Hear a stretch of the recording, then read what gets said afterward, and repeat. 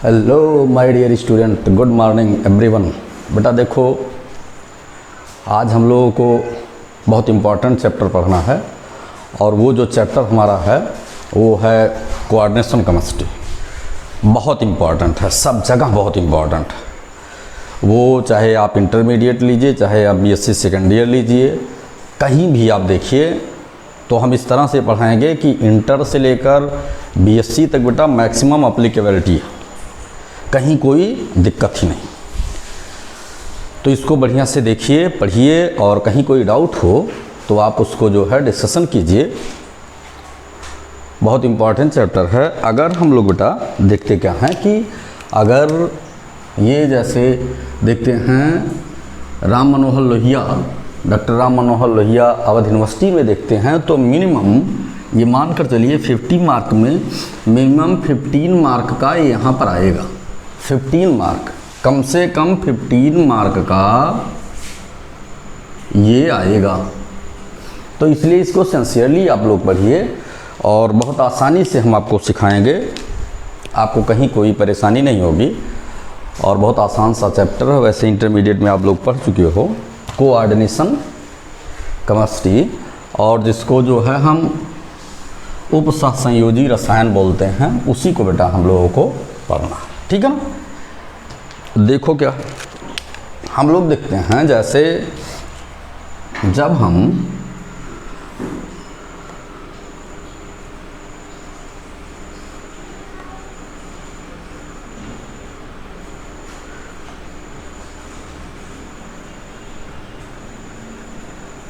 बेटा जब हम लोग कोऑर्डिनेशन केमिस्ट्री की बात करते हैं तो बहुत सिंपल सी बात आप जानिए कि यहाँ पर जो है कोऑर्डिनेशन लिखा है तो ये सिंपली आप जानिए कि यहाँ कोऑर्डिनेट बॉन्ड जरूर पाया जाता होगा। तो ये एक सिंपल लाइन आपको जानना है, क्योंकि the name of this chapter are coordination chemistry, hence this chapter have maximum number of the coordinate bond. Coordinate से कोऑर्डिनेशन केमिस्ट्री बनी, ठीक है ना। तो इसलिए आपको कहीं कोई प्रॉब्लम नहीं है। अब देखना क्या है कि ये जो कोऑर्डिनेशन केमिस्ट्री है ये बेटा ये तो 15 मार्क हमने बताया डॉक्टर RML AU यूनिवर्सिटी में, डॉक्टर राम मनोहर लोहिया यूनिवर्सिटी में, जितने भी सराउंडिंग में जितनी भी यूनिवर्सिटी हैं, चाहे वो कानपुर यूनिवर्सिटी हो, चाहे वो गोरखपुर यूनिवर्सिटी हो, कोई भी यूनिवर्सिटी हो, तो सब जगह ये बहुत इम्पॉर्टेंट है। दूसरी चीज़ क्या है कि मेडिकल और इंजीनियरिंग एग्ज़ाम के लिए भी बहुत इम्पॉर्टेंट है। मतलब ऐसा पढ़ाएंगे कि आप लोगों को फील होगा कि कितना अच्छा है और कुछ ऐसी बात नहीं है जो आप लोग इसमें समझ ना सको। तो मेहनत से आप इसको देखिए और क्या इसकी एप्लीकेबिलिटी है, उसके बाद तब फिर हम लोग आगे देखते हैं। देखो जैसे इसमें बेटा जब हम कोऑर्डिनेशन केमिस्ट्री की बात करते हैं तो यहाँ पर हम चर्चा क्या करते हैं, चर्चा करते हैं एक साइंटिस्ट का, और उस साइंटिस्ट का नाम क्या था,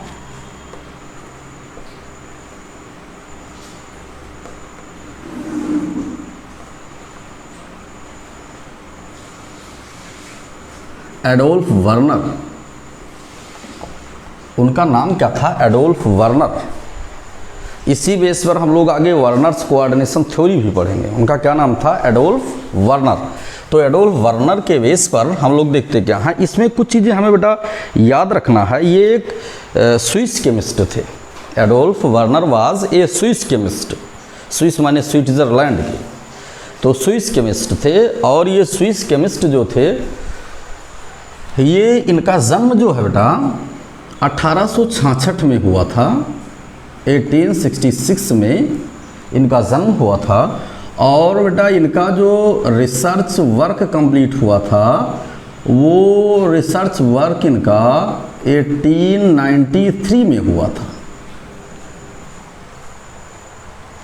और उसके बाद फिर हम देखते हैं इनको नोबेल प्राइज़ मिली थी। 1913 में इनको नोबेल प्राइज़ मिली थी। और 1919 में जो है इनकी डेथ हो गई थी। तो इतनी चीज़ें हम जानते हैं। ये एडोल्फ वर्नर का जो जन्म है 1866 में हुआ। इनका जो रिसर्च वर्क हुआ वो जो रिसर्च वर्क हुआ ये आपका 1893 में कंप्लीट हो गया, जिसको आप लोग पीएचडी बोलते हो। पीएचडी इनका कंप्लीट हुआ 1913 में, और इनको नोबेल प्राइज़ मिला, Nobel prize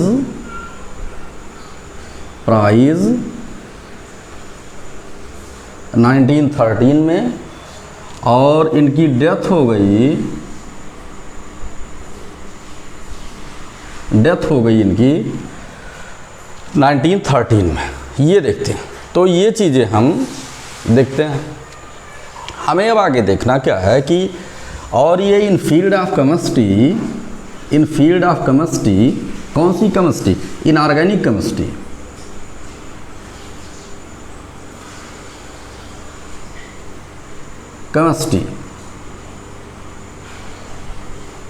in field of inorganic chemistry first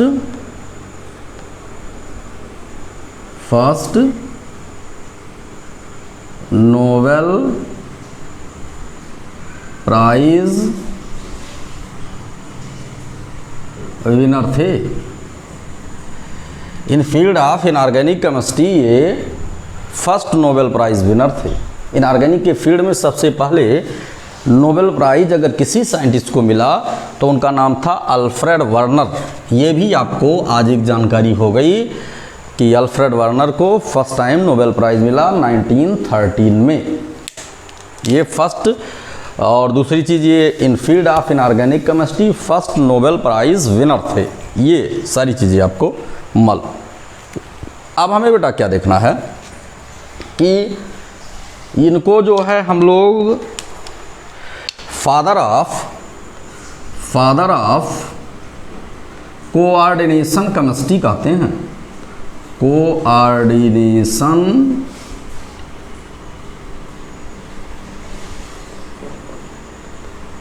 chemistry, इनको फादर ऑफ कोऑर्डिनेशन केमिस्ट्री कहते हैं। ये कोऑर्डिनेशन केमिस्ट्री के पिता के नाम से जाने जाते हैं, चूँकि maximum work are completed by the Alfred Werner. इनके द्वारा मैक्सिमम वर्क कंप्लीट किया गया, और ये फाउंडर थे। चूँकि अगर किसी ने कोऑर्डिनेशन कंपाउंड के विषय में फर्स्ट ऑफ ऑल लिखा तो अल्फ्रेड वर्नर, इनसे पहले किसी ने नहीं लिखा था। और क्या देखना है, एक साइंटिस्ट थे जिनका नाम था विल्किंसन कैटालिस्ट। हम लोग पढ़ते हैं, आगे तुम लोगों को बताएंगे भी। विल्किंसन कैटालिस्ट जो है वही जो विल्किंसन डिस्कवरर थे, उनके साथ भी इन्होंने जो है बहुत सारी प्राइज़ को गेन किया है इन फील्ड ऑफ इनऑर्गेनिक केमिस्ट्री। तो ये तो मतलब अल्फ्रेड वर्नर वाज ये Swiss chemist, discoverer of the coordination compound. Alfred Werner was the father of the coordination chemistry and first winner of the Nobel Prize in field of inorganic chemistry। रसायन विज्ञान के अकार्बनिक रसायन विज्ञान के विषय में ये पहले नोबेल प्राइज़ विनर थे। अब देखो हमें पढ़ना क्या बेटा, इन्होंने बताया क्या, इन्होंने क्या बताया कोऑर्डिनेशन कंपाउंड के विषय में अल्फ्रेड वर्नर ने। बेटा कोऑर्डिनेशन कंपाउंड का एक और नाम है, वो नाम क्या है? कोऑर्डिनेशन कंपाउंड का एक और जो नाम है उसको हम बोलते क्या है? उसको हम बोलते हैं बेटा कॉम्प्लेक्स साल्ट। इसका एक और नाम है जिसको हम बोलते हैं कॉम्प्लेक्स साल्ट के नाम से जानते हैं। इसका एक और नाम है कॉम्प्लेक्स साल्ट। तो कॉम्प्लेक्स साल्ट या इसका एक और नाम है कॉम्प्लेक्स कंपाउंड।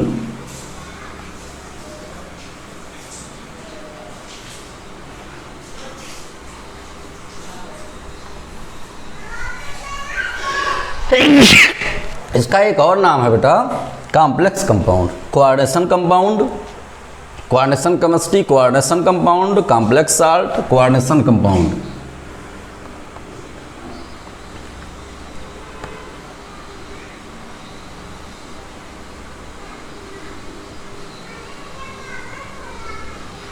इतने नाम से हम इसको जानते हैं, कॉम्प्लेक्स कंपाउंड, कॉम्प्लेक्स साल्ट और जो है कोऑर्डिनेशन कंपाउंड।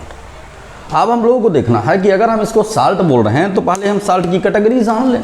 तो अगर हम साल्ट की कैटेगरी के विषय में बेटा चर्चा करते हैं तो देखिएगा, जैसे एक तो हम लोग एसिडिक, बेसिक ये सब साल्ट पढ़ते हैं, लेकिन यहाँ पर हम साल्ट की कैटेगरी की जो स्टडी करेंगे वो करेंगे किस बेस पर बेटा, साल्ट के एक्वस सॉल्वेंट या एनी अदर सॉल्वेंट में डिसोसिएशन के बेस पर करेंगे। कैसे, जैसे एक हम लोग देखते हैं ये कॉमन साल्ट है NaCl, कॉमन साल्ट, ठीक है। दूसरा जैसे NaCl जो एल्कली मेटल्स बनाते हैं, कॉमन साल्ट, एल्कली और एल्कलाइन अर्थ मेटल्स जो साल्ट बनाते हैं, एक साल्ट की कैटेगरी वो हो गई। जैसे NaCl, KCl, CSCl, जैसे NaCl, KCl, CSCl, है ना, RbCl, ये सब हो गए। दूसरा हम लोग क्या देखते हैं, तो ये हो गया। दूसरा क्या हुआ, जैसे CaCl2, जैसे MgCl2, तो ये हम देखते हैं, ये एक साल्ट की कैटेगरी ये हो गई, ठीक है ना। अब हम ये दोनों साल्ट की मीनिंग एक है। क्यों है एक, क्योंकि बोथ आर आयनिक साल्ट। इनको क्या बोलते हैं, आयनिक साल्ट के नाम से बेटा जानते हैं। इन सब को ionic, these are known as ionic salt, इनको हम आयनिक साल्ट के नाम से जानते हैं, because ionic bond present here. तो ये तो हम, दूसरा बेटा हम क्या देखते हैं, दूसरा जैसे हम लोग देखते हैं पोटासियम वगैरह, जैसे फिटकिरी, तो उसको इसलिए हम फिटकिरी बता रहे हैं कि आप लोग इंटरमीडिएट में फिटकिरी का फार्मूला सबसे ज़्यादा पढ़ते हो, इसके भूलने की प्रोबेबिलिटी कम है, इसलिए हम फिटकिरी बता रहे हैं। फिटकिरी हुआ, मोहर साल्ट हुआ, ये सब। तो ये क्या हो गया, K2SO4 Al2SO4 whole thrice into 24H2O। सब लोग जानते हैं formula, K2SO4 Al2SO4 whole thrice into 24H2O। तो ये तो मान लीजिए कि एल्कली और एल्कलाइन अर्थ मेटल का साल्ट हुआ, और ये हो गया डबल साल्ट। एक साल्ट क्या हो गया, ये डबल साल्ट हो गया। उसके बाद फिर थर्ड हम देखते क्या है, थर्ड बेटा हम देखते हैं, जैसे हुआ क्या, K3FeCN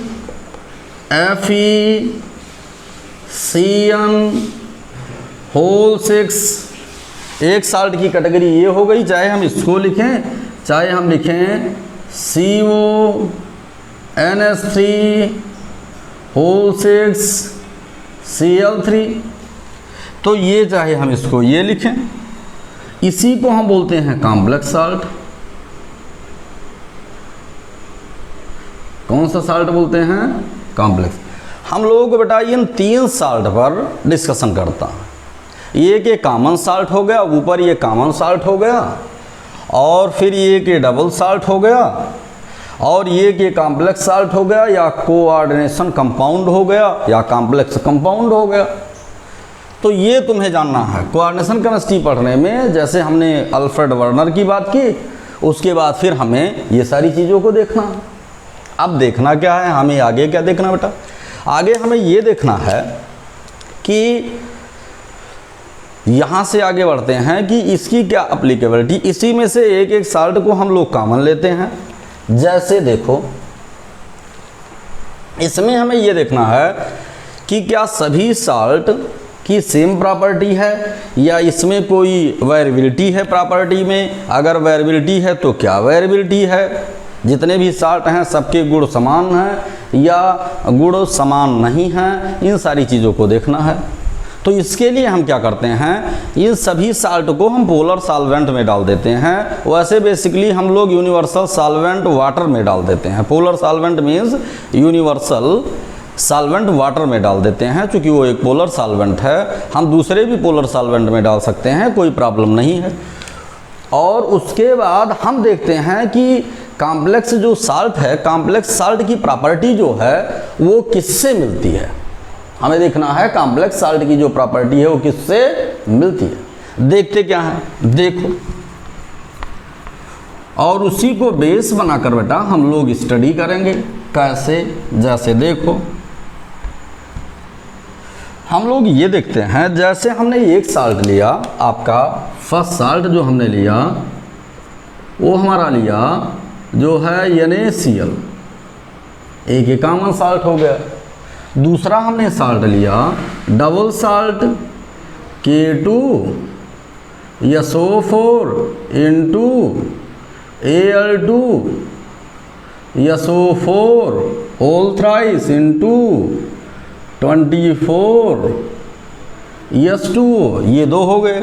और तीसरा हमने क्या लिया जो है K3FeCN होल 6, ये तीनों को लिया।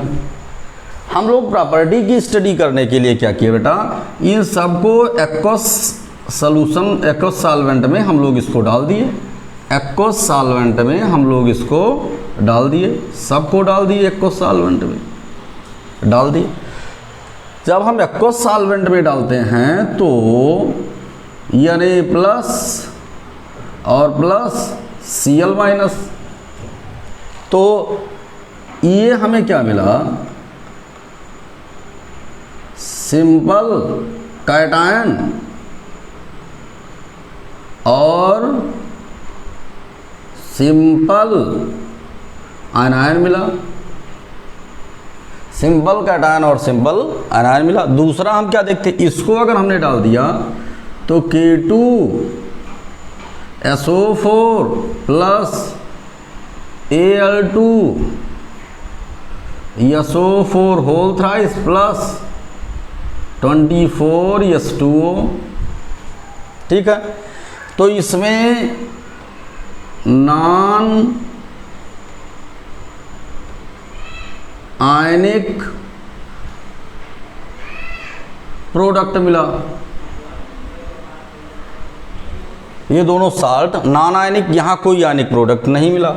यहाँ पर क्या हुआ, K3 को जब हमने किया तो 3K प्लस हम लोग क्या करते, FeCN होल 6, 3 माइनस हो गया, ये हो गया। यहाँ पर हमारा ये मिला क्या, सिंपल कैटायन कॉम्प्लेक्स आयनायन, इतनी चीज़ें हमें मिल रही हैं। आप देखिए सिमिलरिटी और डिसिमिलरिटी पर अगर हम चर्चा करते हैं तो इन दोनों साल्ट में कुछ सिमिलरिटी आ रही है। इन दोनों साल्ट में बेटा आपस में कुछ सिमिलरिटी आ रही है। वो कौन सी सिमिलरिटी आ रही है हमें ये देखना है। तो इनमें जो सिमिलरिटी आ रही है उस पर हम लोग बेटा डिस्कशन करते हैं कि इन दोनों में कौन सी सिमिलरिटी आपस में आ रही है बेसिकली। तो सिमिलरिटी में हम देखते हैं कि ये जो दोनों हैं, यहाँ पर बेटा जो आयनिक प्रोडक्ट मिलता है वो आयनिक प्रोडक्ट कैटायन प्लस आयनायन मिलता है।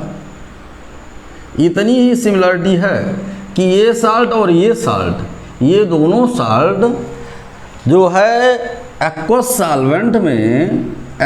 सॉल्वेंट में अगर डिजॉल्व होते हैं तो कैटायन और आयनायन देते हैं, जबकि ये जिस साल्ट से मिलकर बना है उसी साल्ट में डिसोसिएट हो जाता है।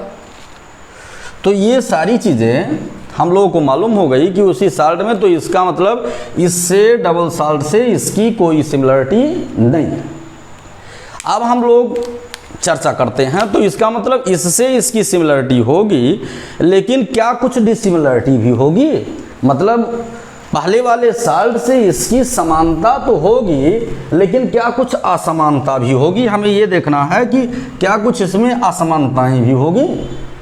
तो उस पर हम लोग चर्चा करते हैं। अब हम लोग फोकस करते हैं क्या बेटा कि कॉम्प्लेक्स कंपाउंड या कोऑर्डिनेशन कंपाउंड और इसके टाइप कितने होते हैं ये देखना है ना।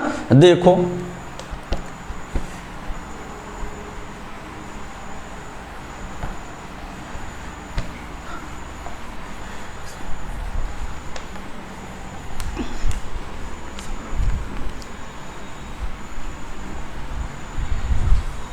आप देखो बेटा,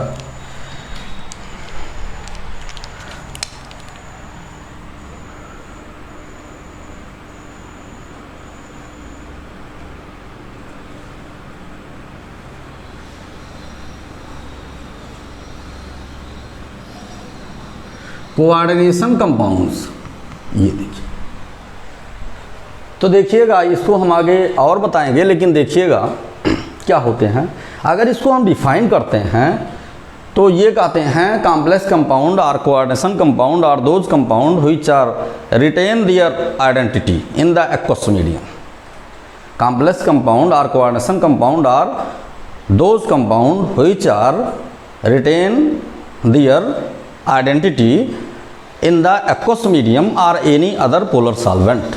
कहने का मतलब ये है कि कॉम्प्लेक्स कंपाउंड ऐसे कंपाउंड होते हैं जिनको एक्वस सॉल्वेंट में अगर डाला जाता है तो अपनी आइडेंटिटी को धारण रखते हैं, उसको लूज नहीं करते। Complex compound are those compound which are retain their identity in the aqueous solvent or any other solvent. देखते हैं तो रिटेन देयर आइडेंटिटी में देखिएगा लिख देते हैं, एक लाइन में हम लिख देते हैं जो है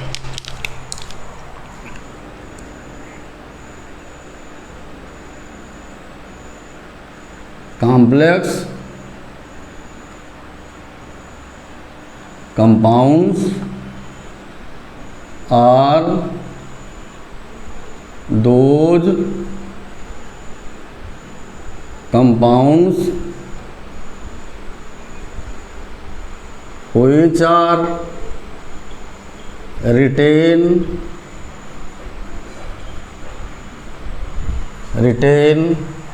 their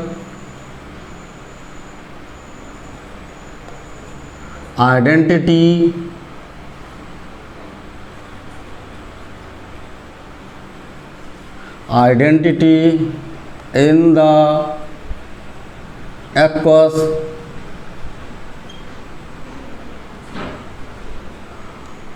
solvent or any other polar solvent। ये complex compound are those compound which are retain their identity in the aqueous solvent or any other solvent। इतना आपको जानना है कि कॉम्प्लेक्स कंपाउंड वो कंपाउंड होते हैं जो जलीय माध्यम में या किसी ध्रुवीय विलयन में अपने लक्षण को मेंटेन रखते हैं। अब देखना क्या है हमें, अगर हम इनकी कैटेगरी देखते हैं और कैटेगरी वाइज इसको बेटा हम डिफाइन करते हैं तो फिर हमें मिलता क्या है। देखो तो जैसे कॉम्प्लेक्स कंपाउंड हमें पूरी कोऑर्डिनेशन केमिस्ट्री में कितने प्रकार के मिल सकते हैं ये देखना है। देखो बेटा जैसे फर्स्ट कैटेगरी हमारी कौन सी हो गई, जैसे K4 FeCN6 आयनाइज किए 4K plus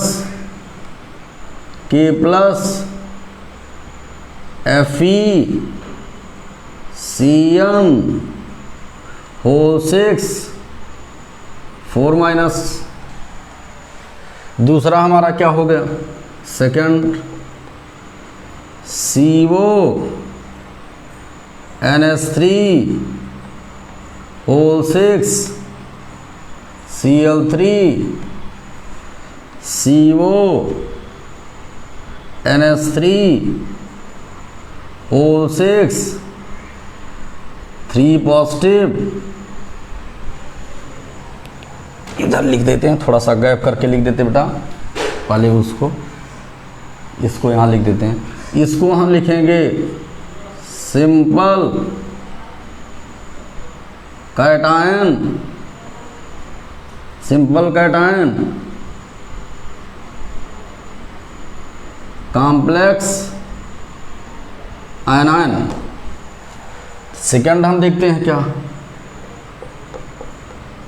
CO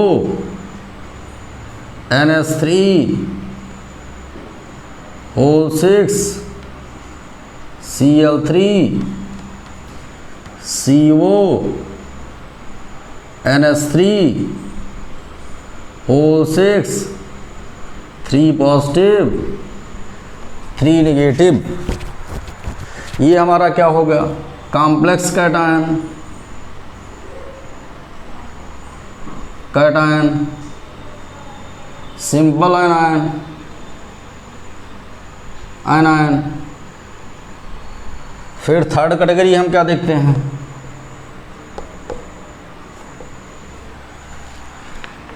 PT NH3 whole 4 PT Cl4, ये हो गया। इसको हम लोग एनालाइज करते हैं बेटा, तो PT NH3 होल 4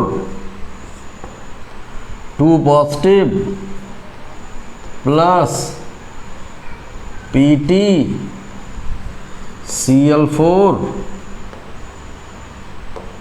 2 नेगेटिव। ये हमारा क्या होगा, कॉम्प्लेक्स कैटायन, कैटायन और कॉम्प्लेक्स आयनायन हो गया। फिर हम क्या देखते हैं, फोर्थ, ये हमारा हो गया NiCO होल 4, ये क्या हो गया, ये हो गया आपका नॉन आयनाइजेबल,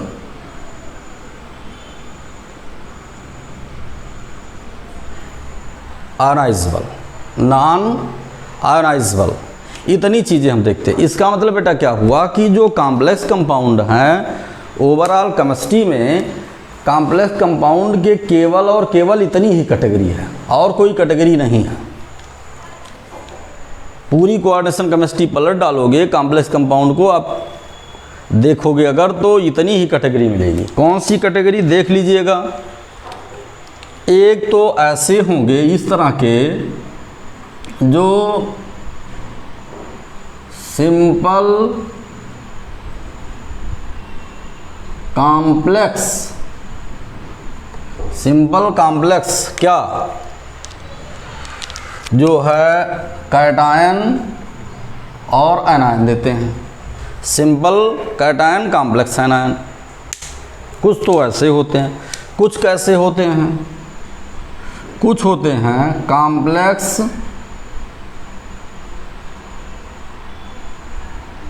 और कॉम्प्लेक्स, मीन्स कॉम्प्लेक्स और सिंपल, कॉम्प्लेक्स और सिंपल, कॉम्प्लेक्स और सिंपल देते हैं, कॉम्प्लेक्स कैटायन और सिंपल आयनायन। तीसरा क्या होता है, जो कॉम्प्लेक्स देते हैं, कॉम्प्लेक्स कैटायन और कॉम्प्लेक्स आयनायन। और अगला क्या होता है, नॉन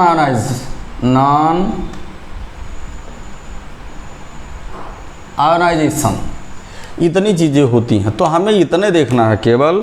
कुछ ऐसे होते हैं जो सिंपल कैटायन कॉम्प्लेक्स आयनायन देते हैं, कुछ होते हैं देखो सिंपल कैटायन कॉम्प्लेक्स आयनायन देते हैं, कुछ ऐसे होते हैं जो कॉम्प्लेक्स, सिंपल कॉम्प्लेक्स कैटायन और सिंपल एनायन देते हैं। कुछ ऐसे होते हैं जो कॉम्प्लेक्स कैटायन, कॉम्प्लेक्स एनायन, कुछ ऐसे होते हैं जिसका आयनाइजेशन संभव नहीं है।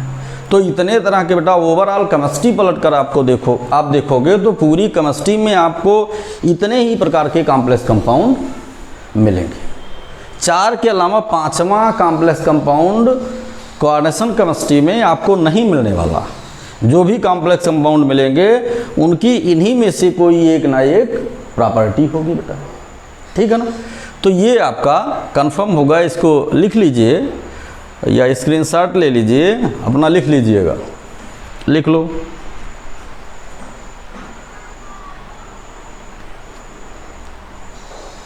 अब देखो आगे हम देखते क्या हैं, फर्दर आगे बढ़े। आगे बढ़ने पर हमें क्या मिल रहा है,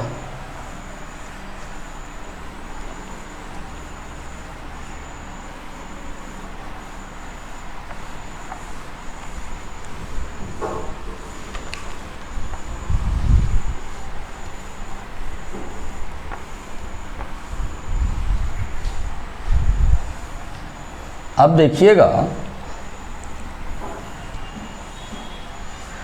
कुछ चीज़ें हैं, जैसे आपने कहा कि these compounds are retain their identity, मतलब अपने जो उनकी आइडेंटिटी होती है आइडेंटिटी को लूज नहीं करते। इसका यही मीनिंग है कि जैसे जब अभी आपने आयनाइजेशन कराया तो क्या किया कि K3FeCN6 K4 का आपने लिखा था, K4FeCN6 को जब आपने आयनाइजेशन कराया था तो आयनाइजेशन में आपको क्या मिला था, 3K++ जो है FeCN6 3- मिला।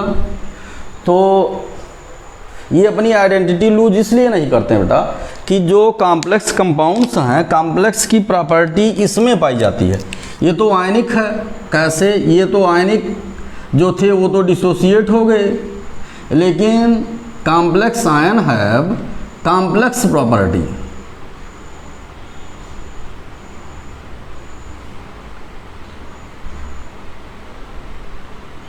कॉम्प्लेक्स प्रॉपर्टी, तो कॉम्प्लेक्स प्रॉपर्टी तो इसकी लूज ही नहीं हुई, केवल जो आयनिक प्रॉपर्टी थी। जैसे इसके ऊपर हमने क्या कहा था कि किससे इसकी प्रॉपर्टी मिली, हमने ये कहा था NaCl से मिलती है।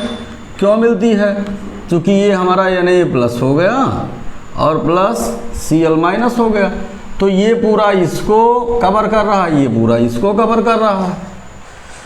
लेकिन ये तो कॉम्प्लेक्स कंपाउंड है ना, यहाँ बीच में सेंट्रल मेटल है, उसके बाद ये जो है इलेक्ट्रॉन पेयर डोनेटिंग स्पीशीज हैं, तो कॉम्प्लेक्स की प्रॉपर्टी लूज नहीं हो रही है। और जब तक कॉम्प्लेक्स की प्रॉपर्टी लूज नहीं होगी तब तक हम ये नहीं कह सकते हैं कि जो है ये अपनी आइडेंटिटी को लूज कर रहा है। जब कॉम्प्लेक्स की प्रॉपर्टी लूज होगी तभी इसकी आइडेंटिटी लूज होगी। तो जो हम लोगों ने ये बोला कि complex compound are those compound which are retain their identity in the aqueous medium or any other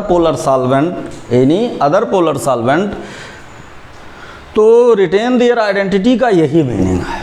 अब इसके विषय में भी हम लोगों को आगे पढ़ना है, बीबीटी वगैरह पढ़ेंगे तो इसमें इसके विषय में अगर ये ब्रेक हो जाए, मतलब क्या है, Fe3+ में और 6Cn- में अगर ये ब्रेक हो जाता तो ये अपनी आइडेंटिटी को लूज कर देता। लेकिन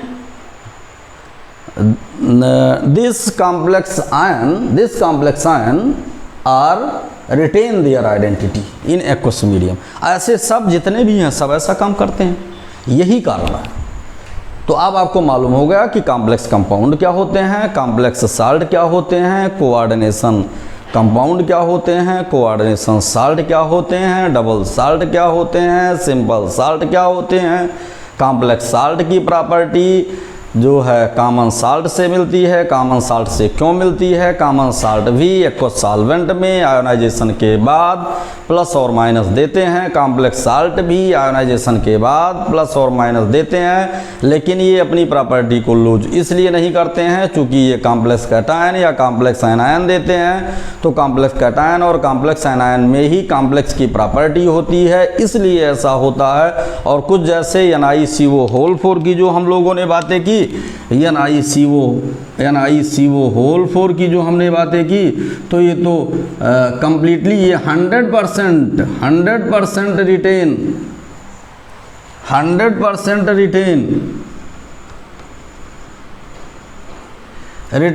the identity 100% retain the identity because its ionization is not possible। तो जैसे है ऐसे अगर आप पोलर सॉल्वेंट में एक्वस सॉल्वेंट या एनी अदर पोलर सॉल्वेंट में डाल दोगे तो ये जैसे है वहाँ पर ये बेटा ऐसे ही मिलेगा। ये आपको जानना बहुत मस्ट है। ये हो गया, ठीक है ना। तो ये इतनी चीज़ें हमने आज आपको बता दिया कि कॉम्प्लेक्स कंपाउंड, जैसे हमने बताया कि आपको कि father of the coordination chemistry, first Nobel prize winner in field of inorganic chemistry, उसके बाद फिर कॉम्प्लेक्स कंपाउंड या कोऑर्डिनेशन कंपाउंड। इनको कोऑर्डिनेशन कंपाउंड क्यों कहते हैं? ये इनका जो है सिंपल साल्ट या डबल साल्ट से बिहेवियर जो है सेम है और सेम नहीं है। उसके बाद फिर how many types of the complex compounds on the basis of the ionisation in polar solvent water और एनी अदर पोलर सॉल्वेंट। ये भी हमने बताया कि इनकी जो प्रॉपर्टी है ये वाटर में डिसोसिएशन के बेस पर या एनी अदर सॉल्वेंट के डिसोसिएशन के बेस पर हम लोग इसकी भी स्टडी कर लिए। These compounds are retain their identity. What do you mean by these compounds are retain their identity? Means ये अपनी आइडेंटिटी को कैसे रिटेन रखते हैं, ये हमने यहाँ भी बताया कि कॉम्प्लेक्स आयन का डिसोसिएशन नहीं होता है। हमने यहाँ पर बताया कि NiCO4 का डिसोसिएशन नहीं होता है। Hence these are retain their identity. इतनी चीज़ों को बेटा आपको जानकारी हो गई जो आपको जानना अत्यंत आवश्यक था। अब देखो बेटा क्या है, हम लोगों को फर्दर क्या देखना है, ये देखना है कुछ टर्म्स देखना है। वो टर्म्स क्या हैं जो जानना मस्ट है। अच्छा, ऐसे और भी कंपाउंड होंगे, ऐसा नहीं है कि यही कंपाउंड है। जैसे हम आपको और भी कंपाउंड बताते हैं, जैसे रिटेन में ये नहीं है कि 100% यही प्रॉपर्टी को मेंटेन रखता है, ऐसा कुछ नहीं है। हम लोग ऐसा भी करते हैं कि और भी कंपाउंड लिख सकते हैं। जैसे हम लिख सकते हैं जो है Fe का भी कंपाउंड लिख सकते हैं। FeCO होल 5 ये भी एक कॉम्प्लेक्स कंपाउंड है जो 100% रिटेन देयर आइडेंटिटी, ये है, ठीक है। उसके बाद और भी हो सकते हैं, CO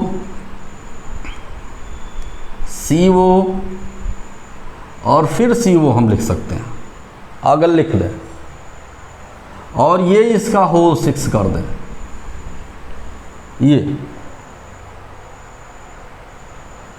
तो ये हो जाएगा आपका CO का, रहने दीजिए CO का नहीं। अब ये तो इतनी चीज़ें आपको जानना और भी मिल सकते हैं। जैसे ये मिल सकता है आपका जो है VCO होल 6, ऐसा मिल सकता है। ये एक्सेप्शनल है जो बनाता है। तो ये सब retain the identity in the aqueous medium or polar solvent. तो इतने, जैसे ये नहीं है हमने यही लिखा दिया तो तुम यही लिखो, ठीक है, ये लिखो, अच्छी बात है। आप इसे भी लिख सकते हो as a example. Non ionisation में ये भी लिख सकते हो, ये भी लिख सकते हो, नॉन आयोनाइजेशन में ये भी लिख सकते हो बेटा, ठीक है ना। तो आज हमने आपका को कॉम्प्लेक्स कंपाउंड के विषय में बेटा बता दिया। आपको कोई प्रॉब्लम नहीं होनी चाहिए।